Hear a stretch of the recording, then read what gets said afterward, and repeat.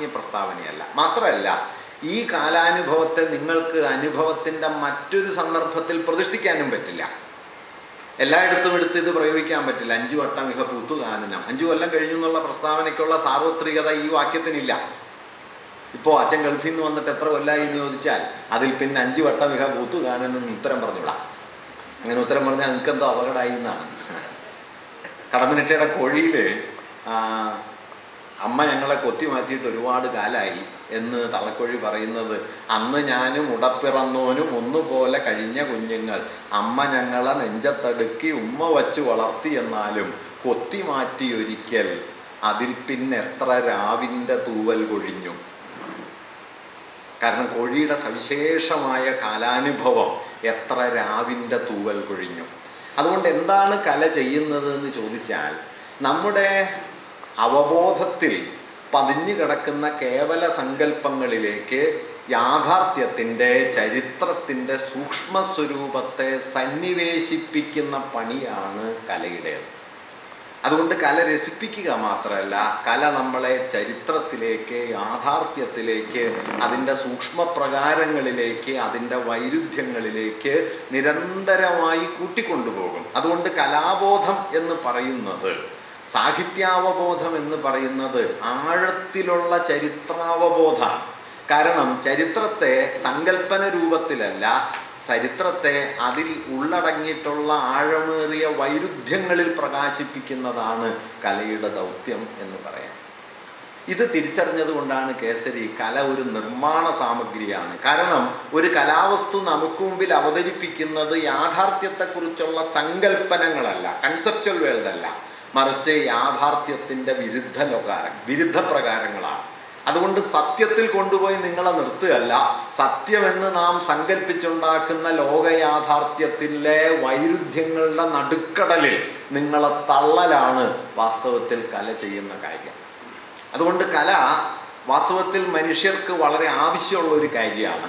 അത് രസിക്കാൻ വേണ്ടിയിട്ടല്ല, മറിച്ച് ഈ ലോകത്തിൻ്റെ ഈ മഹാവൈരുദ്ധ്യങ്ങളെ തിരിച്ചറിയാനുള്ള മനുഷ്യരുടെ കയ്യിലെ ഏറ്റവും പ്രധാനപ്പെട്ട ഒരു പ്രമാണ സാമഗ്രിയാണ്.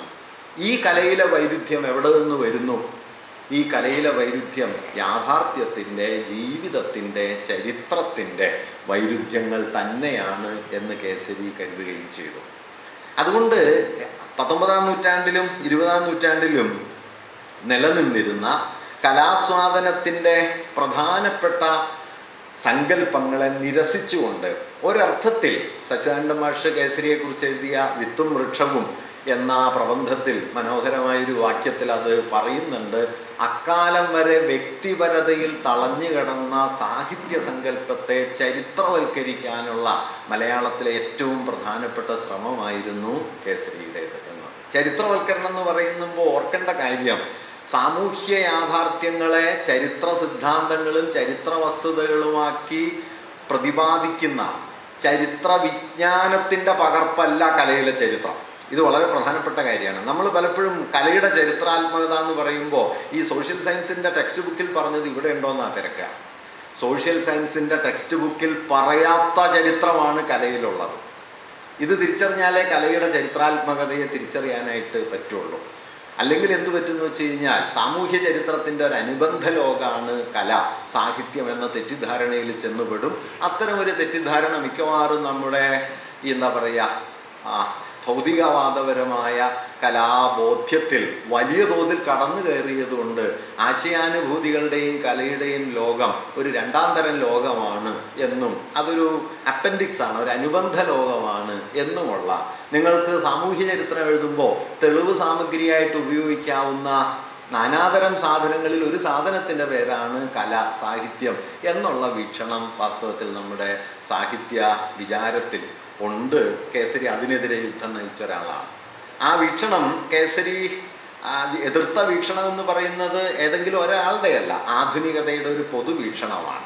ആ വീക്ഷണത്തോട് എതിരിട്ടു എന്നുള്ളതാണ് കേസരിയുടെ കലാദർശനത്തിൻ്റെ മൗലികമായൊരു പ്രാധാന്യം എന്നാണ് ഞാൻ കരുതുന്നത്. അതിന് അദ്ദേഹം കൈക്കൊണ്ട ചില സമീപനങ്ങളെക്കുറിച്ച് ചില കാര്യങ്ങൾ കൂടി ഞാൻ വിശദമായിട്ട് പറയാൻ ശ്രമിക്കാം. കേസരിയുടെ സാഹിത്യ കലാചിന്തയുടെ കാതൽ ഞാൻ ഈ പറഞ്ഞ ചരിത്രവൽക്കരണമാണ് എന്നാണ് എനിക്ക് തോന്നുന്നത്. അതിന് അദ്ദേഹം ആശ്രയിച്ചത് 3 സമീപനങ്ങളെയാണ്. ഒന്ന്, അക്കാലത്ത് അദ്ദേഹത്തിൻ്റെ ഉണക്കശാസ്ത്രിത്വം എന്ന് പരിഹസിക്കപ്പെട്ട, കേസരിയെ വിളിച്ചിരുന്നൊരു പേരാണ് കേട്ടോ, ഉണക്കശാസ്ത്രി എന്നാണ്.